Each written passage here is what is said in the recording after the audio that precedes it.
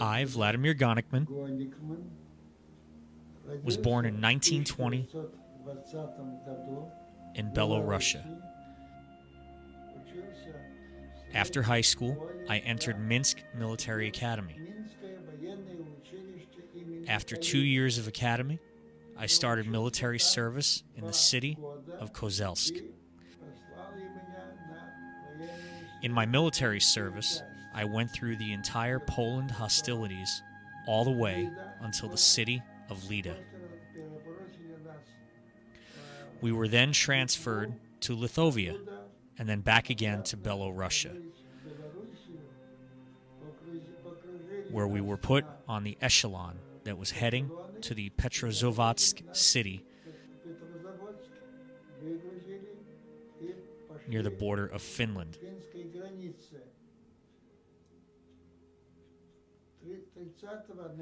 On the 30th of November of 1939, we crossed the border to Finland, where I fought and was wounded in the shoulder, as well as suffered severe frostbite.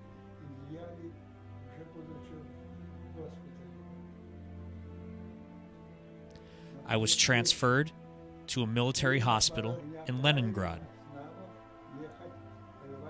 After my recovery, I was back in service. After the war with Finland, we were transferred to the border of Turkey. I continued my military service in the city Leninaken.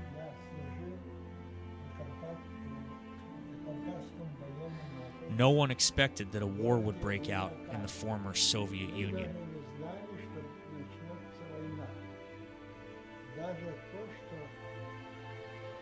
On the 21st of June of 1941,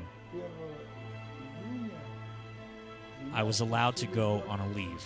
I went as far as Tbilisi city, where I was supposed to get on the train to Moscow. This is where I found out that the Great Patriotic War, World War II, had begun. Hitler's Germany, without warning, attacked my country. I immediately returned to Leninaken, where we were put on a strategic formation near the Turkish border. We were there for a week. Then we were put on the train and sent to Tbilisi and then to the Southwest Front. We did not advance until 1941. Germans were moving like a freight echelon, and my division took a major hit where I was in command of unit. Tanks and ground units were advancing towards our position. The fighting was happening throughout the entire day. We were defending until the last man standing, understanding that if we were to retreat, we would be hunted and slaughtered.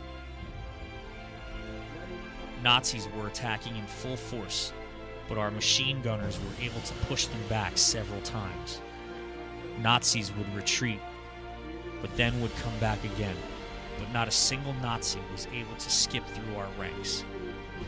For that, I was awarded the Order of the Red Banner.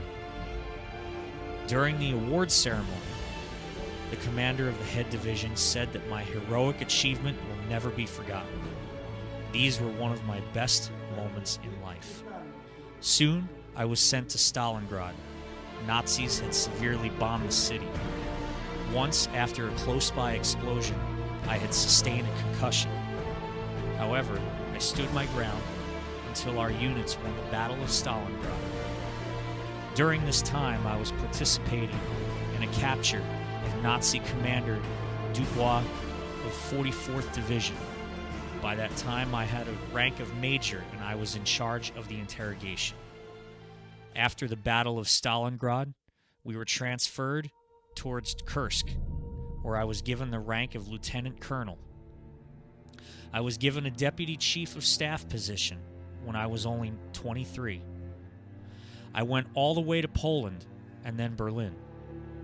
In November of 1944, I was promoted to the chief of staff of the 15th Shooting Division. I hadn't even turned 24 yet. Once, I had to take on hand-to-hand combat with a giant Nazi. I am not sure how this would have turned out if I wasn't saved by one of my fellow soldiers who strangled the bastard. Once we reached the River Oder, where we found the enemies that could have dealt a severe blow to us. After bringing in the reserves, I gave the order to attack a strategic staging area. With that move, we saved the situation. Division commander sent a request for me to be given the Order of the Hero of the Soviet Union. Twice before that my name was put forward for the same award, but was substituted by other awards. During the battles towards Berlin, we entered the Lake Spree, then River Oder, and after were the Lake Elbe. Over there we met up with our American friends. There was a lot of happiness and excitement and friendly hugs. During that time, we felt like the war was over, but that feeling was premature. Later on, we had to attack Dresden. During that time, the American General Hodges had arrived. General Hodges presented me with an award from the President of the United States, Legion of Merit. This is a very high award. Whenever there is a person present with Legion of Merit award, by rules, everyone is supposed to stand up and welcome that person.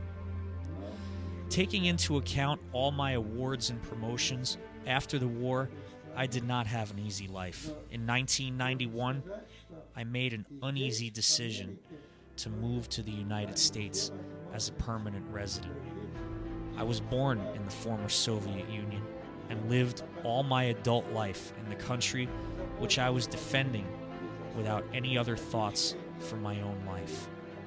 I loved, love, and will love my country. Here in the United States, I had a very warm welcome and was given all the benefits to live out my life in happiness. I am now 93 years old and I am not giving up, which is what I wish to all of you. I will always remember the meeting by the River Oder with my American colleagues, with whom I still meet up to this day.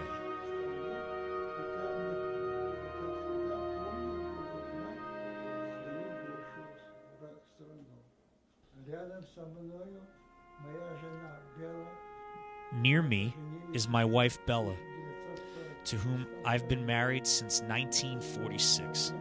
All these years, wherever I had to serve, she would always be near.